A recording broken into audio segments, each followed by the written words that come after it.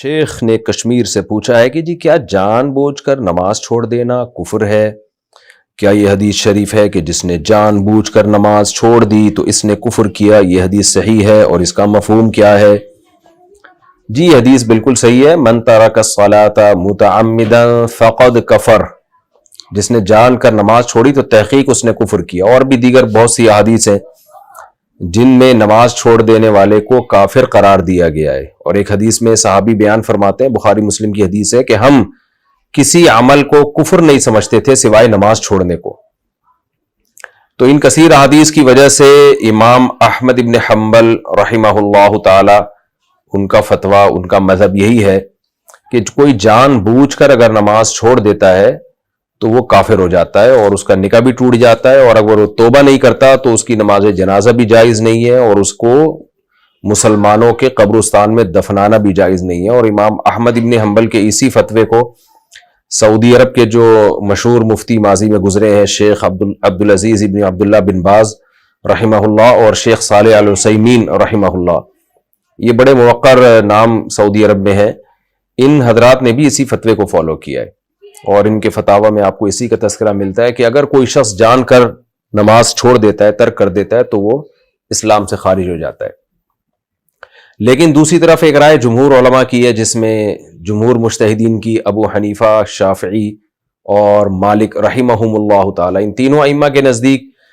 یہ تمام احادیث جن میں آتا ہے کہ کافر ہو جاتا ہے، اس سے کفر دون کفر مراد ہے۔ یعنی کفر دون کفر محدثین اور فقہا کی خاص اصطلاح ہے، محدثین عام طور پہ یہ ٹرم استعمال کرتے ہیں کہ اس سے مراد وہ والا کفر نہیں ہے جو اسلام سے خارج کر دے آپ کو، بلکہ چھوٹا کفر، جیسے ایک شرک اکبر ہے نا، ایک شرک اصغر ہے۔ شرک اکبر کیا ہوتا ہے کہ آپ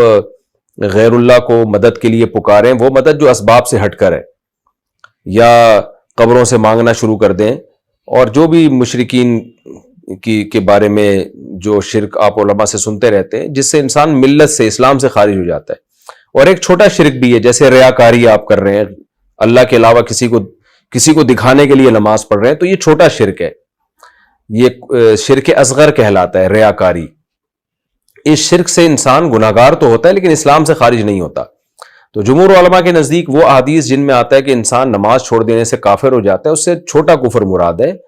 یعنی وہ کفر جس سے انسان ملت سے، اسلام سے خارج نہیں ہوتا لیکن عمل کافروں والا کر رہا ہے، وہ اس کو کافر گویا مجازن قرار دیا گیا کہ کام اس نے کافروں والا کیا۔ اور یہ جو حدیث ہے جس میں آتا ہے کہ صحابی رسول کہتے ہیں کہ ہم کسی عمل کو کفر نہیں سمجھتے تھے نبی کے دور میں سوائے نماز چھوڑنے کو، تو وہاں کفر سے کفر اکبر ہی مراد ہے، لیکن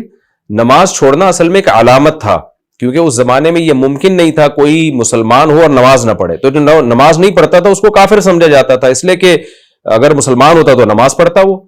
تو یہ ایک ظاہری علامت تھی کیونکہ مسلمان نماز چھوڑتے نہیں تھے، اس لیے نماز چھوڑ دینے والے کو کافر ہی سمجھا جاتا تھا۔ آج بہت سے مسلمان بھی نماز چھوڑ دیتے ہیں،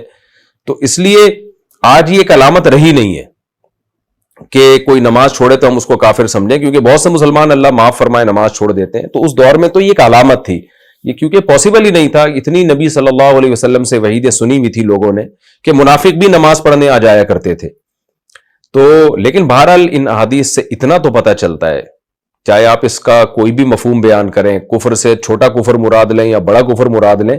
اتنی بات تو علماء کا اتفاق ہے کہ اسلام میں شرک کے بعد سب سے بڑا گناہ جان بوجھ کر نماز قضا کر دینا ہے۔ اس میں تو سب کا اتفاق ہے، کیونکہ کسی عمل پہ اتنی شدید وعیدیں اور اتنے صراحت کے ساتھ بار بار کفر نہیں کسی عمل کو قرار دیا گیا جتنا نماز چھوڑ دینے کو قرار دیا گیا ہے۔ تو اس لیے اسلام سے خارج ہو یا نہ ہو،